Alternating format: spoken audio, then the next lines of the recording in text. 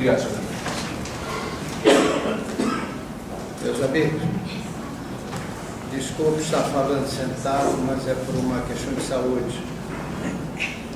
O nosso assunto de hoje é passes e passistas. Vou falar um pouco sobre esse assunto. O passe é uma transfusão de energias mentais e físicas. Nós temos a opinião de que é sempre bom que o passe seja feito no mesmo lugar, porque nós temos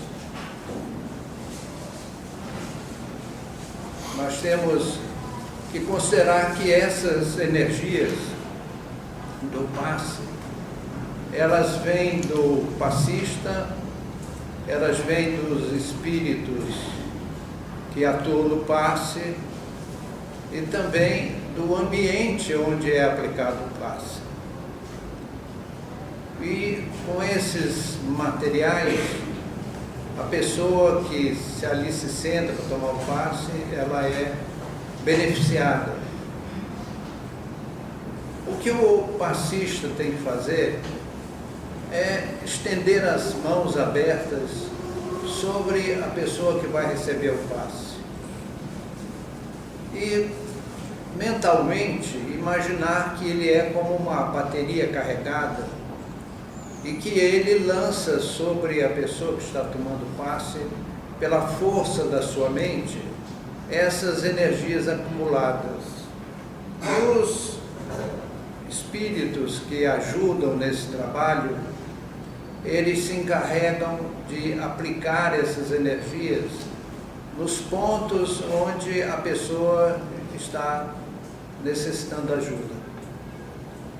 Nós ainda precisaríamos ter uma observação para o médium passista, que ele deve ter cuidado no dia do passe. Manter um dia tranquilo, um dia de paz, um dia de leitura nobre, sadia, sem altercações, sem brigas, uma alimentação leve, longe do álcool e, se possível, do fumo também.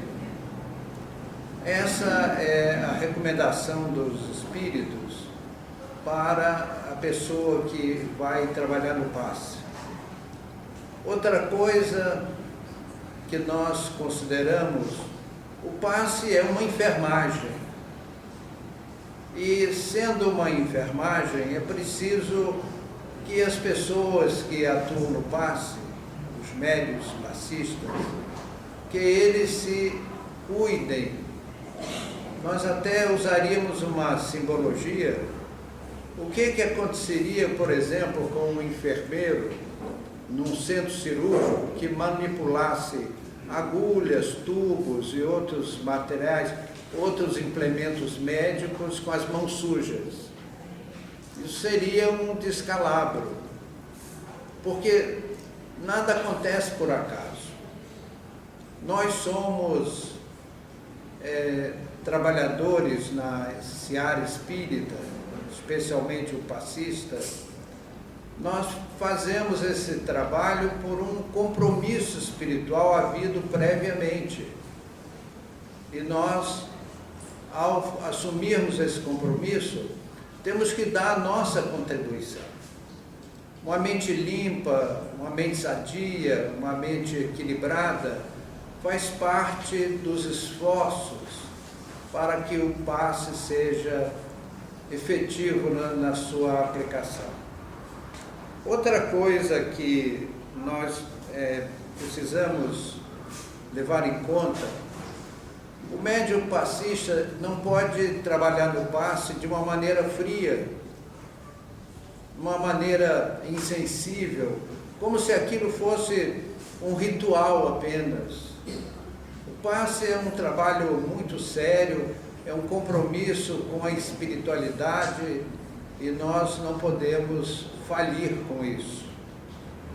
O estudo dos temas ligados ao passe ajudam no aperfeiçoamento do passista. Sem o estudo, ele pode partir para excentricidades, extravagâncias.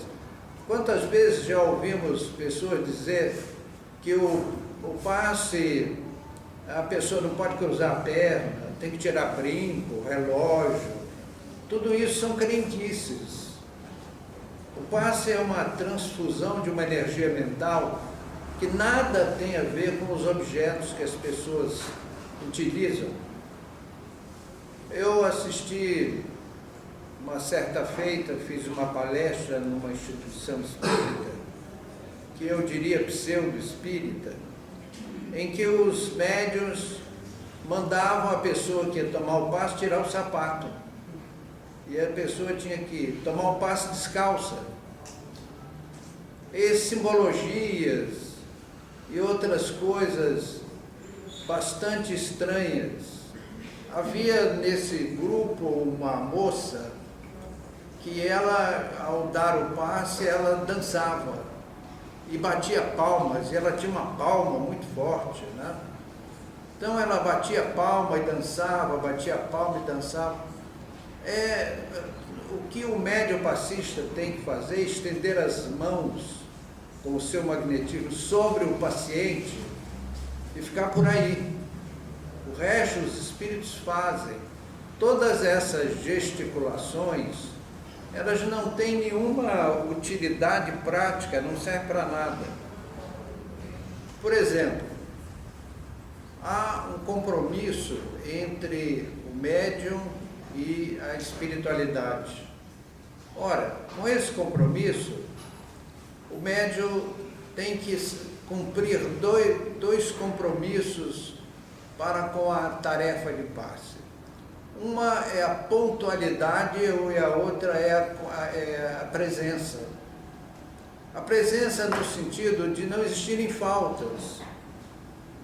Claro que a pessoa tem algumas ocorrências na vida em que você não tem como fugir a uma ausência. Mas a presença, ela deve ser, de preferência, 365 dias por ano. Além da presença do médium no trabalho do passe, é preciso que ele também cumpra com os horários, porque atrasos geram uma dificuldade, geram uma impontualidade e uma perturbação daquele trabalho junto à espiritualidade. Ainda a questão de pessoas que vêm de outros setores religiosos do mundo, principalmente instituições espiritualistas, e essas pessoas trazem hábitos estranhos à simplicidade da doutrina. São pessoas que vêm fazer o passe, como eu havia acabado de falar, aquela moça que batia palmas e dançava durante o passe. Isso é fruto de uma cultura espiritual, uma cultura mediúnica de ambientes estranhos ao meio espírita. Então esse trabalho não pode ser dessa forma. As pessoas precisam, com simplicidade, cumprir a tarefa do passe. E cabe à direção da casa ficar atenta com essas excentricidades que aparecem no meio com os médios passistas da casa. Aqui, graças a Deus, a casa, tanto na parte mediúnica como na parte do passe, é muito organizada. A disciplina é grande. Então não se pode, neste caso, permitir que pessoas tragam culturas estranhas para o trabalho de passe. Em acontecendo, cabe ao dirigente da casa enviar aquele médium a uma reciclagem, através de cursos específicos sobre passe. E essas pessoas ficarão em observação pelo diretor de doutrina, o diretor dos trabalhos mediúnicos, para que não se tenha uma repetição de ocorrências extravagantes durante o trabalho de passe. Agora, se o companheiro do passe insistir com tais práticas, cabe do presidente da casa uma conversa sigilosa com esse irmão, com esse companheiro, transmitindo a eles orientações sadias. Agora, se ele se melindrar e abandonar os trabalhos, é porque ele não estava à altura do trabalho, e assim é preferível que esse companheiro se afaste a bem da disciplina, porque o que não podemos permitir é que alguém, trazendo uma cultura equivocada, faça do trabalho de passe um circo. Ainda é comum ouvir-se falar de cor de roupa para tomar passe, para participar do passe. Então, é muito comum nos centros organizados usar-se um avençal, um jaleco, um crachá, que identifica, separa o médium passista do público assistido. Isso é muito válido. Agora, cor de roupa, o passista tem que se vestir de branco. A gente vê em lugares onde o passe é aplicado por pessoas vestidas e calçadas de branco. Isso tudo é uma fantasia, uma ingenuidade. E ainda aquelas recomendações que não pode cruzar as pernas, tem que tirar o brinco para tomar o passe. Tudo isso são crendices. A doutrina nos explica claramente, baseada nas obras de Kardec, que o passista é aquele que estende as suas mãos espalmadas sobre o paciente e emite os seus fluidos para que a pessoa seja beneficiada. Ainda finalizando esses comentários ligeiros sobre o tema de passe, porque passe você faz um curso longo e bastante ilustrado, e aqui nós estamos só fazendo um pequeno comentário, especialmente considerando a minha situação de saúde, que está precária. O médium passista deve ser uma pessoa que deve se dedicar ao amor ao próximo, o desejo de servir, e nunca se deixar levar por supor que ele é que é o portador do bem. Meus amigos, há um conceito maior que diz que, em princípio, todo bem vem de Deus. Então, quando o passista ajuda alguém, dá os seus fluidos, a sua cooperação, ele está tendo a felicidade de ser o portador do bem que vem de Deus para o seu próximo. E não podemos vacilar, abandonar os trabalhos, para que a gente não perca a oportunidade dada por Jesus. Eu peço desculpa aos amigos para fazer um comentário ligeiro sobre passes e passistas, porque eu não estou bem de saúde e eu estou muito enfraquecido, e aqui estou por honra da camisa, por honra da casa. Espero que a próxima semana eu esteja melhor e possa participar mais com os amigos, que me dá uma imensa alegria. Muito obrigado, que Deus nos abençoe, que assim seja.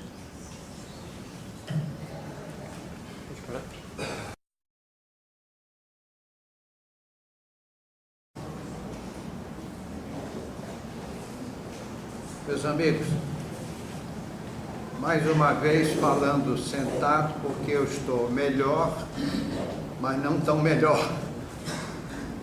Pretendo não abusar de uma máquina depauperada, mas eu estou melhor, graças a Deus. O nosso assunto hoje é um tema bastante interessante. Aqui e ali nós ouvimos, eu mesmo já ouvi várias vezes, pessoas dizerem que o espiritismo é místico e que os espíritas são místicos. A gente tem assim um grande respeito pela opinião alheia, mas precisamos tocar no assunto para nós, de um modo geral, companheiros de doutrina, fiquemos esclarecidos a respeito. Pessoas fazem comentários daquilo que desconhecem. O espiritismo não é místico, os espíritas não são místicos. E essas pessoas dizem, falam daquilo que pensam ser o espiritismo. Mas o espiritismo é uma outra coisa que não aquilo que essas pessoas pensam. Mas antes de estudarmos se o espiritismo é ou não místico, que nós afirmamos categoricamente que não, os livros da codificação, Allan Kardec foi enfático a afastar a ideia de misticismo do espiritismo. Nós precisaríamos antes fazermos uma pesquisa, o que significa misticismo. O Brasil tem mais ou menos 200 milhões de habitantes. Se alguém tem dúvida é só contar, né? De 1 a 200 milhões vai dar um pouco de trabalho. E se você perguntar a cada brasileiro o que é misticismo, cada um vai dar uma resposta diferente. Então, nem os místicos têm uma opinião firmada sobre a sua doutrina. Mas para tirarmos a dúvida, o que é que se faz? Busca-se a opinião dos dicionaristas. E nós consultamos a enciclopédia Delta Larousse, e lá, que é uma enciclopédia partindo de ambientes internacionais, de reconhecimento universal, ela diz que misticismo é a iniciação nos mistérios da fé. Eu, para ser honesto, como sou uma pessoa de cultura modesta, eu não consegui entender bem o que significa isso, mas eu sei o seguinte, que se a Delta Larousse diz que misticismo é iniciação aos mistérios da fé, então o espiritismo está provado, não é místico, porque em espiritismo nada existe de mistério, muito ao contrário, todas as coisas, afirma a doutrina, estão na ordem natural das coisas, das leis naturais, que são as leis de Deus, perfeitas, universais, imutáveis. A lei de causa e efeito. Então não existem mistérios na doutrina espírita. Gostaria de fixar bem que o espiritismo é uma filosofia com bases científicas e consequências éticas, morais, religiosas. Ora, se o espiritismo é uma ciência, e não há mistérios em ciência. É bem verdade que em ciência há mais perguntas que respostas. O número de perguntas em ciências é quase que infinito, porque a ciência procura, pesquisa numa metodologia exata os segredos naturais do universo. Então, a ciência não cultua mistérios, pelo contrário, ela vai em busca de tudo aquilo não revelado para buscar as suas causas, suas origens, seus mecanismos no micro e no macrocosmos, para iluminar a inteligência humana. A ciência espírita, como ciência, ela é uma ciência de observação. Então, os espíritas estudiosos, aqueles que foram continuadores de Allan Kardec, e a começar por Allan Kardec, o espiritismo foi plasmado com bases na ciência de observação. Então, os livros da codificação dizem isso clara e taxativamente. O espiritismo veio trazer uma grande contribuição à humanidade, a despeito daqueles que criticam, condenam o espiritismo. Ele presta à humanidade um serviço inigualável, porque o espiritismo vem demonstrar com dados lógicos, racionais, de onde nós vimos, para onde vamos e o que estamos fazendo aqui. Ora, se a doutrina nos diz o que nós estamos fazendo nesse mundo, ela é a maior orientação que nós poderíamos ter. Porque, meus amigos, às vezes as pessoas tomam caminhos equívocos, ínvios, por falta de conhecimento, por falta de esclarecimento. Então a doutrina, ela tem um sentido exato, racional, lógico. O espírita é aquele que substituiu o verbo crer. Eu já ouvi também esse tipo de pergunta. O senhor é crente nas coisas do espiritismo? Não. O espírita não é crente. Ele mudou o verbo de crer para o verbo saber, que é bem diferente. Por exemplo, aqui nós temos uma parede, um pequeno espaço, que separa esse prédio de alvenaria do prédio vizinho. Aí uma pessoa diz assim: eu creio que nesse prédio aqui à esquerda há uma loja pet shop que cuida de animais e seus acessórios. O senhor crê nisso? Creio. Pois é, o senhor crê que tem uma pet shop? Eu não creio. Eu sei que tem um hortifruti granjeiro, pequeno mercado de frutas e legumes aqui do lado. Então há uma formidável diferença entre crer e saber. Então a doutrina espírita, ela vem aposentar, em termos de filosofia religiosa, a expressão crer, substituindo-a pelo verbo saber, que é aquilo que nos permite admitir com conhecimento de causa, com lógica, com sentimento de segurança. As filosofias em toda a história da humanidade, elas consideraram os espíritos como sendo uma tese, uma teoria, uma abstração. O espiritismo veio nos trazer uma informação nova e vigorosa, que os espíritos são concretos, eles são uma realidade concreta. Eles são, os espíritos, uma das forças da natureza. Eles não são seres abstratos, eles são seres reais. E é esse o mega discurso da doutrina. Nós abandonamos aquelas teses da fé cega, que não é mais compatível com o nosso século. Na era dos transplantes, dos computadores, daquele telefoninho assim, pesa algumas gramas, você tira do bolso e faz uma ligação e fala do outro lado do mundo. Nós ainda vamos cultuar fé cega, porque aquele tempo medieval era assim, admissível. A inteligência humana era muito modesta ainda nessas abstrações filosóficas para considerar a informação de que os espíritos não são abstratos, mas realidades objetivas.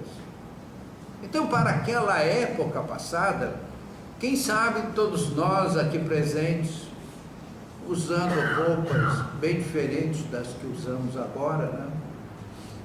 Andávamos a cavalo, uma espada pendurada na cinta, né?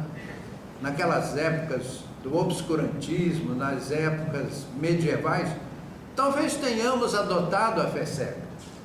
Era compreensível, cabível, inteligível na época, mas não no mundo moderno. Hoje já se faz um transplante de coração. Meus amigos, eu tenho uma piadinha que diz: olha, meu amigo, nós já te extraímos o seu coração, só falta agora arranjar um doador para o senhor, viu?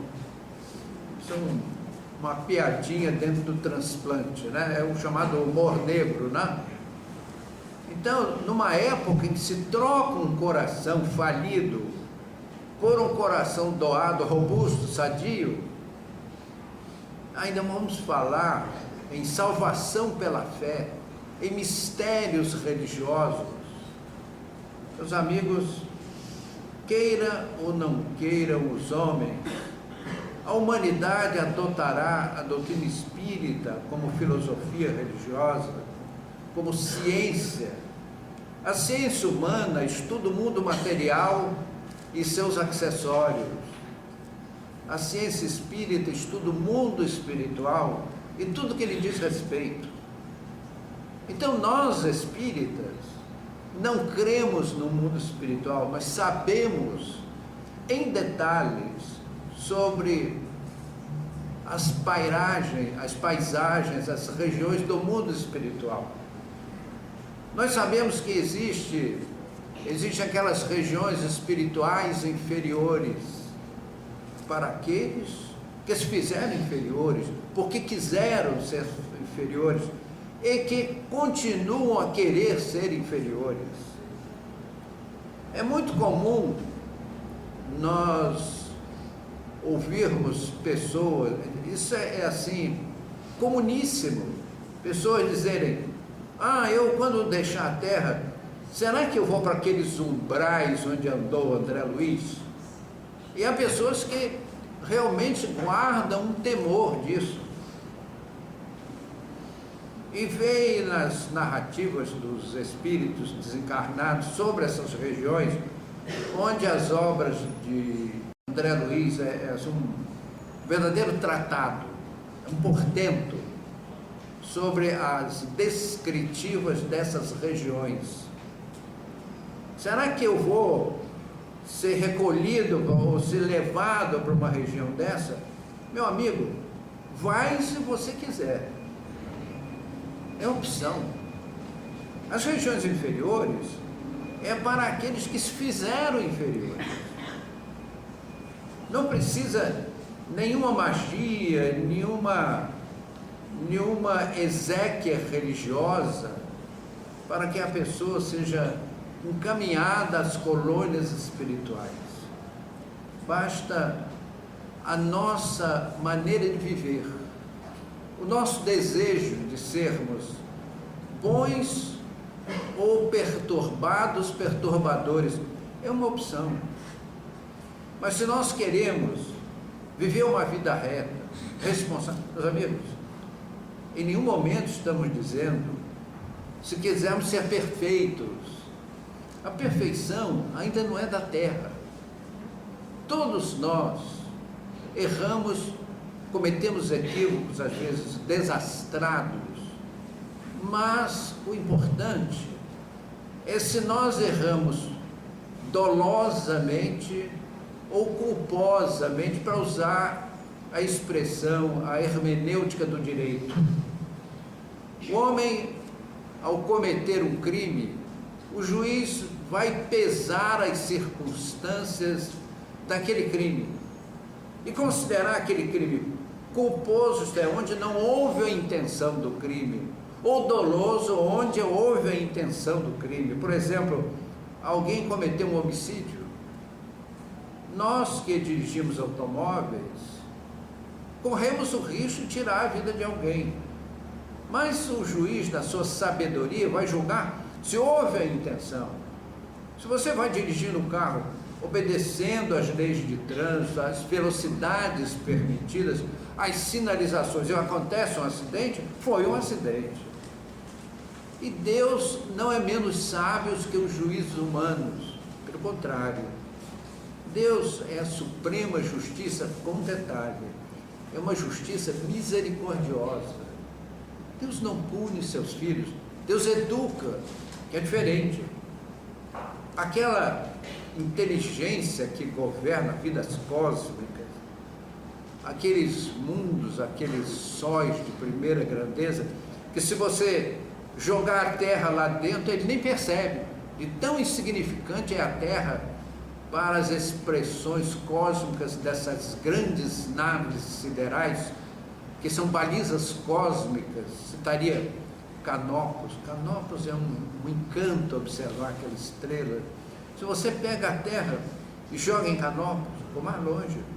O nosso Sol é 1.320.000 vezes a nossa Terra. Se você jogar o Sol em Canopus, Canopus não percebe.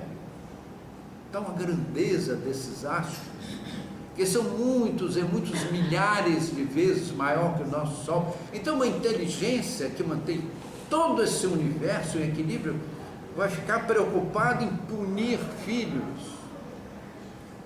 Deus é o nosso suporte, Deus é o nosso ombro amigo, e que colocou ao lado de todos nós esta grande alma que é Jesus, o nosso mestre insigne, que vela por nós. Como ele disse, e entenda quem puder entender, antes que vós fosseis, eu já era. Antes que nós tivéssemos nascidos do seio de Deus, como seus filhos, Jesus já era uma alma estelar. E o Pai infinito colocou uma alma desse jaez, deste porte, para cuidar de nós. Fala-se naqueles dias da Semana Santa, se não fossem santas todas as semanas, da paixão de Cristo. O que é a paixão de Cristo? Aí lá vem com um boneco todo ensanguentado, eis a paixão de Cristo. Meus amigos, pelo amor de Deus, saiamos da idade da pedra, do medievalismo religioso. A paixão de Cristo somos nós. Jesus tem paixão por nós, no sentido de nos amarmos profundamente. Então aquelas regiões espirituais inferiores às quais nos referimos, estão lá, naqueles ambientes, aqueles espíritos que fizeram por merecer aquilo. E basta você ligar a sua televisão, no noticiário policial, você fica estarrecido. O que haveria de acontecer com esses irmãos nossos, que se fizeram dantescamente inferiores? Então eles são recolhidos nessas regiões, não por mal, não por punição, mas por uma realidade de uma justiça e de uma psicologia cósmica na educação desses espíritos. E eles lá ficam em multidões, milhares, milhões. Por que razão? Porque querem. Não queira e você perderá, pela força da sua vontade, o contato magnético com essas regiões, mudando a sua mente, seus pensamentos. Naquelas regiões penumbrosas, ore, pensa ao auxílio das potestades celestes, e logo a névoa se abrirá, como aconteceu com André Luiz. André Luiz vagou 8 anos nas zonas inferiores, até o dia que ele disse: meu Deus, quem sou eu? Será que ninguém me ama?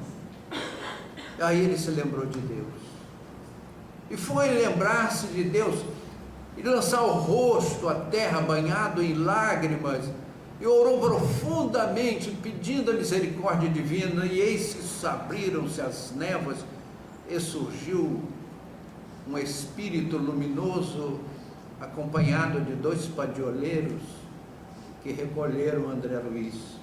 Então, meus queridos amigos, oremos, todos os dias, de manhã, como dizia Francisco de Assis, no silêncio desse dia que amanhece, Senhor, dai-me a paz. Oremos todos os dias, agradecemos a Deus. Nós somos portadores de uma máquina física fantástica, uma doação divina. Nada se faz por acaso. Tudo o que existe, alguém fez. O acaso, o que é o acaso? Nada. E o nada pode fazer uma coisa de grande inteligência. É claro que tudo foi feito. Essa máquina orgânica que nós possuímos, que nos foi dado pela vida, e agora eu chamo Deus de vida. Então nós somos beneficiários da majestade eterna que cuida de nós, que colocou Jesus e milhões de seus assessores que vêm nos socorrer, que querem nos amparar, mas nós temos que fazer por onde? Mudando os nossos sentimentos para melhor, compreendendo o erro do nosso semelhante, não desejando o mal de quem quer que seja. Não é sermos perfeitos, é errarmos, mas sem intenção do erro, não fazermos o erro por maldade, mas por incapacidade, por equívocos. Então o espírita não é um crente, ele não é aquele que crê, ele é aquele que sabe que existem as regiões inferiores para quem se fez inferior e quer continuar inferior. Existem aquelas regiões que jocosamente chamamos de classe média da espiritualidade. São aqueles espíritos nem tão bons, nem tão sábios, mas que já abandonaram o mal conscientemente, que se consideram soldados do Cristo, embora ineficientes ainda, e que habitam as colônias espirituais. Posso garantir aos amigos, por visita pessoal a essas colônias, há colônias, meus amigos, que o nosso verbo modestíssimo não é capaz de descrever. Belezas que o homem da terra jamais imaginou, mas muito mais a beleza do que a beleza física dessas regiões. Os jardins são paradisíacos, as flores são vivas, parecem feitos de pedras preciosas.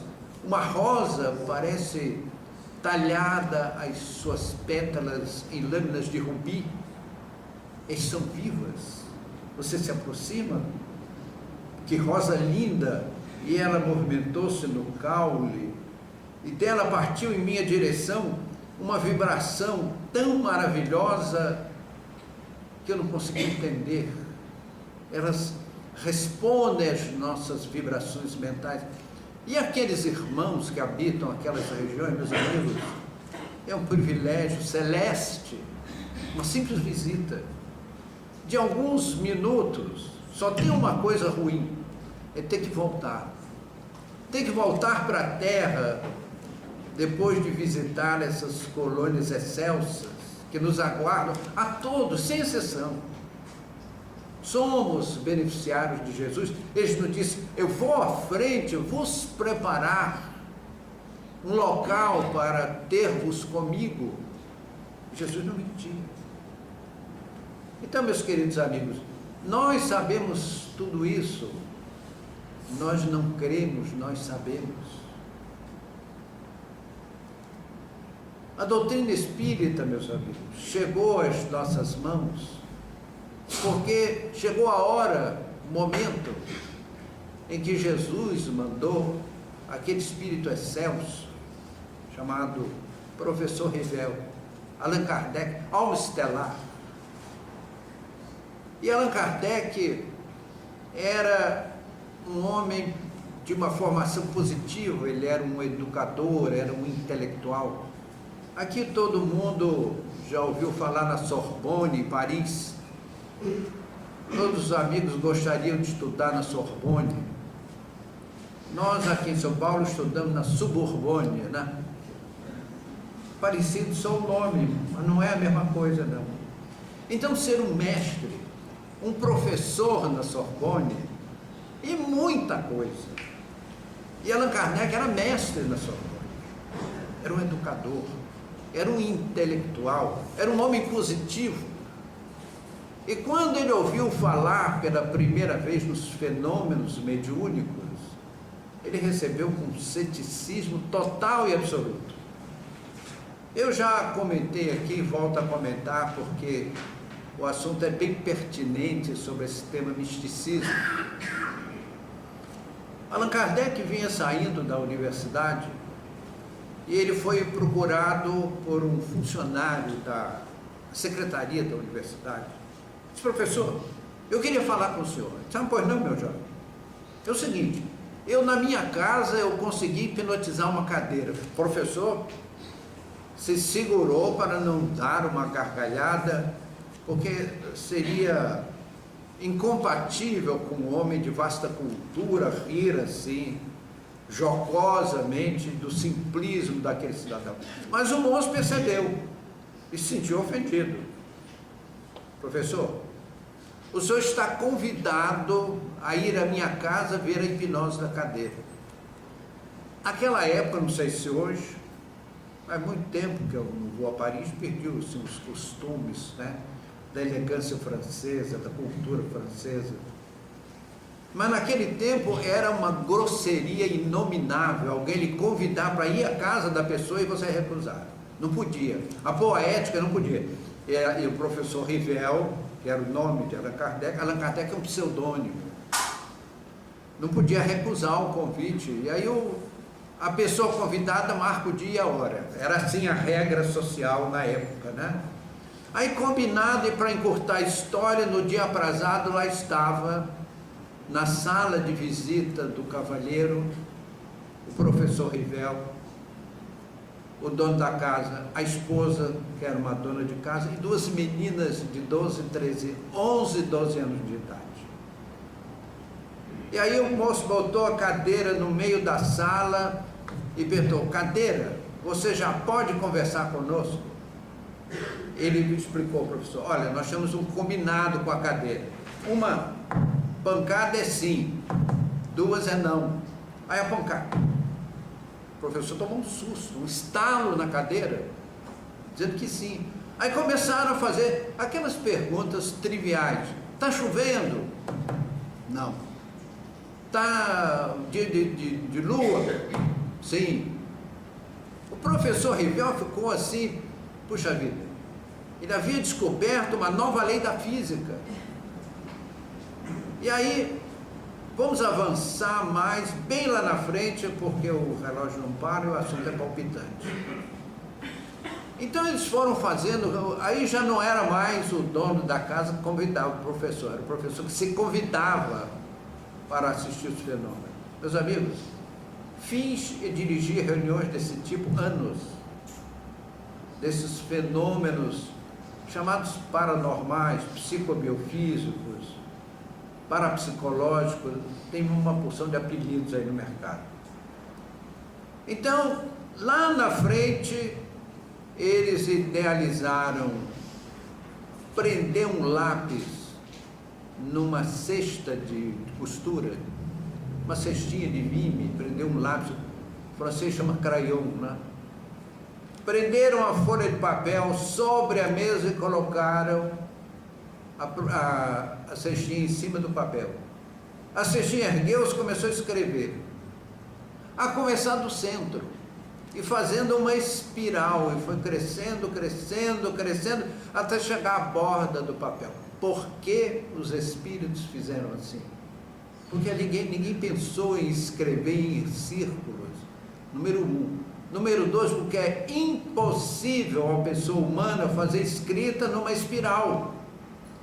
Foi escrever assim em linhas, da esquerda para a direita, como nós escrevemos, da direita para a esquerda, como faz o árabe, mas deixa para lá, isso não é nenhuma implicância com os árabes, é só com a escrita. Escrever assim em espiral, alguém teria que ficar agachado em cima da mesa e ir rodando. Por que os espíritos fizeram isso? Porque ninguém havia pensado em fazer isso.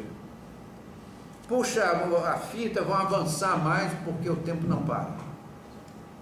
Aí Allan Kardec bolou um questionário para submeter aos espíritos. Começando por perguntas simples, para nós, por exemplo, quem descobriu o Brasil? Né? Coisas assim, qualquer criança do primário sabe.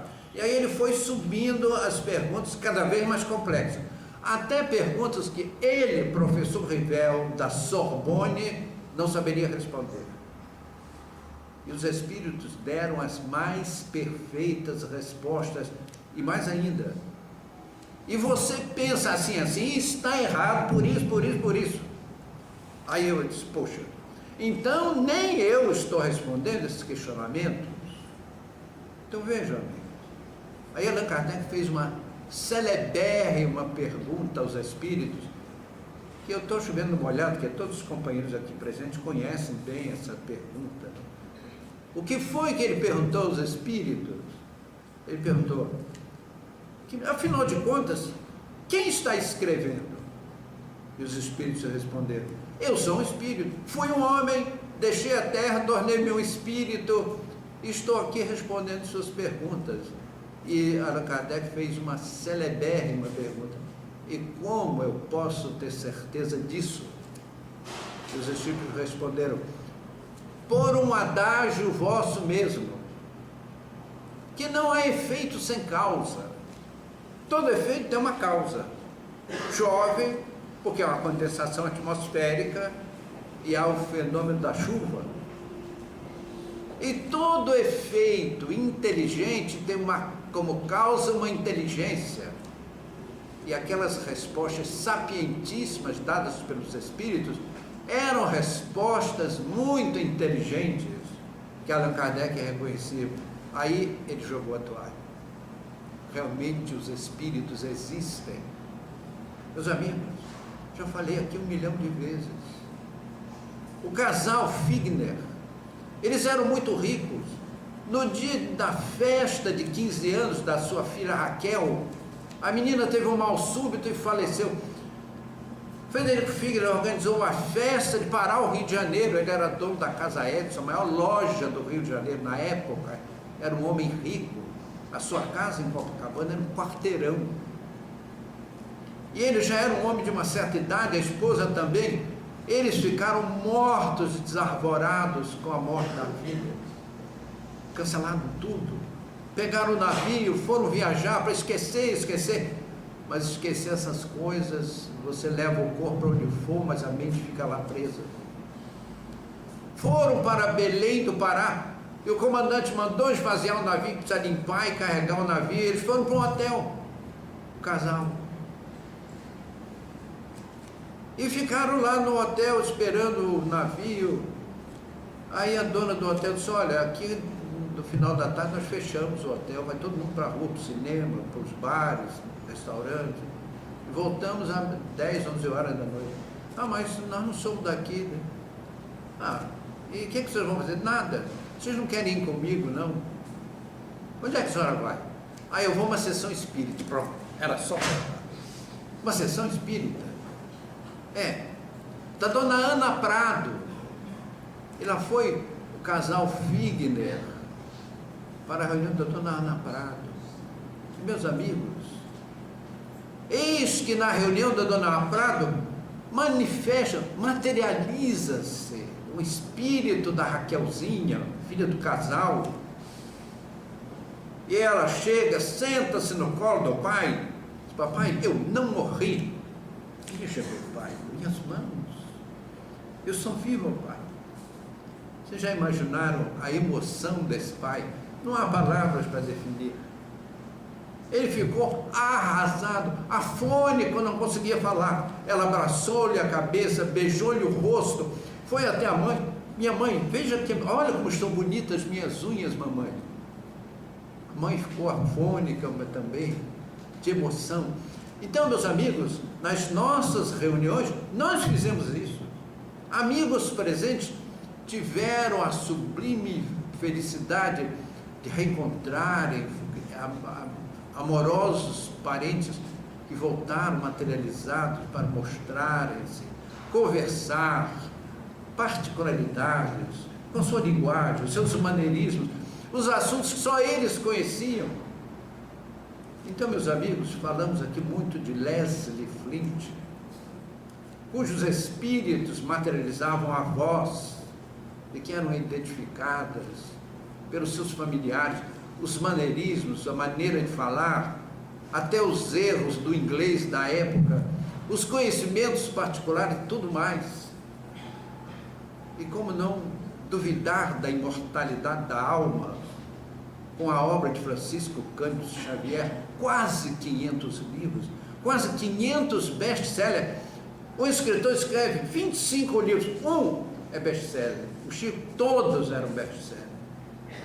Um rapaz que começou a escrever o Parnaso de Além-Túmulo aos 17 anos de idade, onde estão 56 poetas, 56 intelectuais, as inteligências mais privilegiadas das letras luso-brasileiras, que ilustraram, encantaram o mundo. Aquele rapaz seria capaz de ter a inteligência de 56 sábios das letras? É mais fácil admitir que aqueles poetas não morreram, que voltaram para escrever pela pena do Chico. E se eles não morreram, nós também não vamos morrer.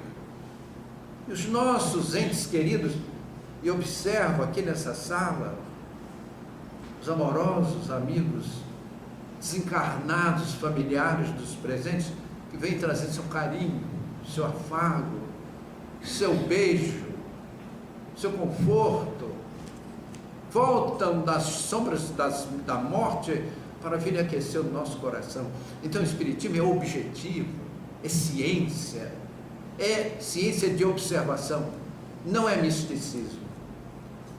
Agradeço a atenção dos amigos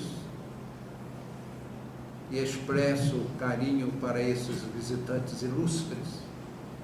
Gostaria de emprestar os olhos aos amigos para verem este cenário, que é de chorar e muito. E antes que eu chore, eu termino por aqui. Muito obrigado.